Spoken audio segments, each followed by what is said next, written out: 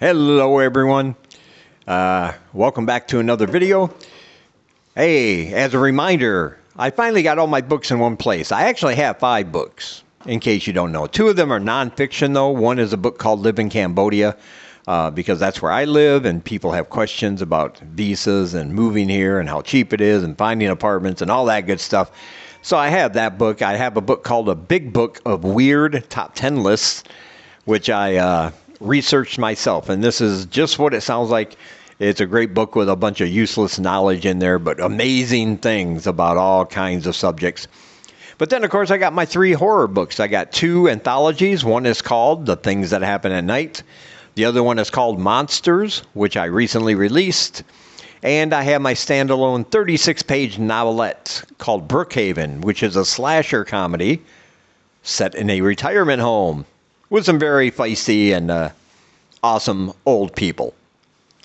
And I finally got them all together in one place, and there's a link down below where you can purchase all those if you want to. Purchase the ones you want, ignore the rest, purchase them all, whatever you want to do.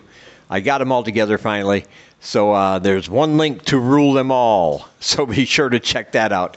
And there's also a pre-order link down below for an anthology coming out in March called Ooze, which my story, Got You Too, will be appearing in. So, yeah, check that out as well.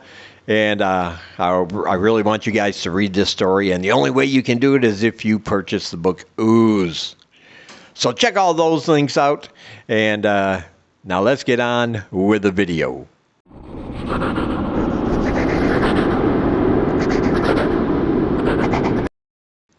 All right.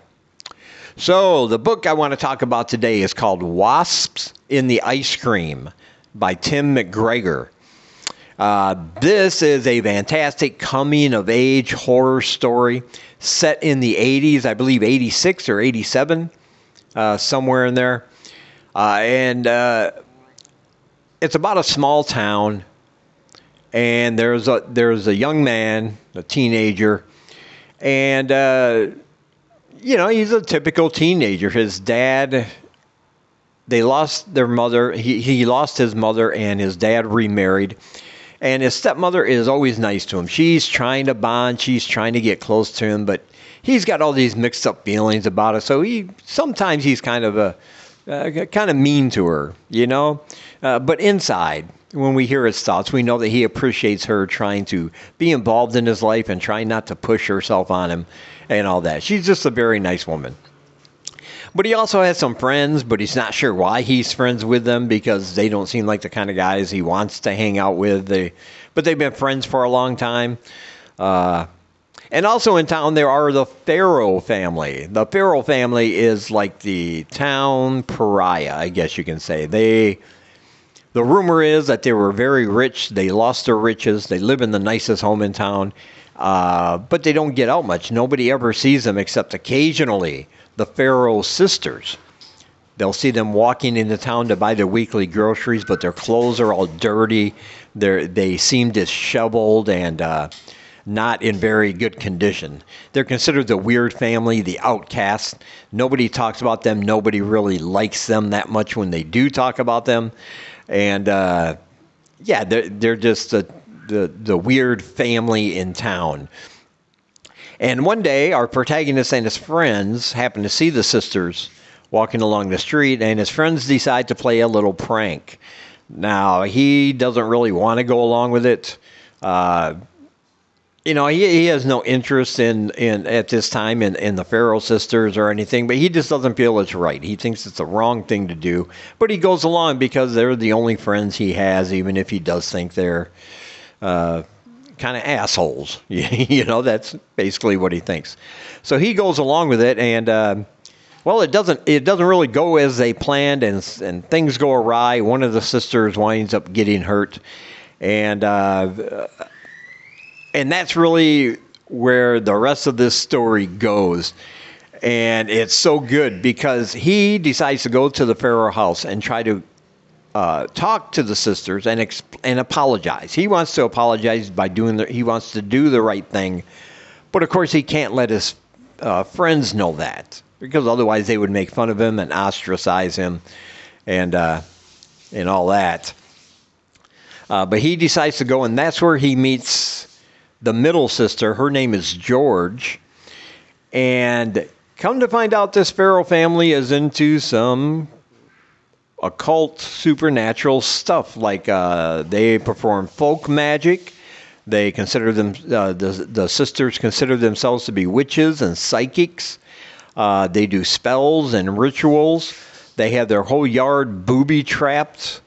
There's a bear trap at one point that if somebody comes across the creek and tries to sneak into their yard, they're going to step into a bear trap. They also got like cans lined up with string. So if anybody stumbles on their yard, the cans are going to rattle, and the people, the parents are going to come out of the house, and the parents are said to be very mean, very nasty, and they will shoot you on sight if they see you.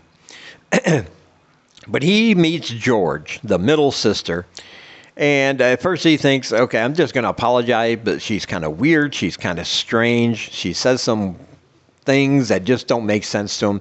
But eventually we're going to find out in this story over time that he begins to develop these feelings for George, and she develops feelings for him. Of course, he has to hide this from his family, he has to hide this from his friends, so he has to make a choice. Does he choose his friends, or does he choose George? And that is not an easy decision, because this is a very small town and everybody knows everybody else's business here. And, things are going to happen. Not very nice things. The more horrific things are going to take place, because if his friends find out that he's dating this George, they are going to be very upset about it. And when he gets ostracized for doing that, and when he starts separating himself from his former friends, they turn on him like a pack of wild dogs. And not only him, but this George as well. And things are going to get brutal and bloody, and it's not going to end well for several people. But this is really about the growing up in a small town, coming of age, these unfamiliar feelings of love you have, even for somebody who's considered the town weirdo, and how all that comes about. This is an excellent book. I thoroughly enjoyed reading this. It's fantastic. I cannot recommend it enough. Wasps in the Ice Cream. And there is a reason why it's called that, and it has to do with the job our protagonist has, and you're going to have to read about that to find out. But this is a very, very good book. And it's coming out, I believe, in February. I believe it's coming out next month.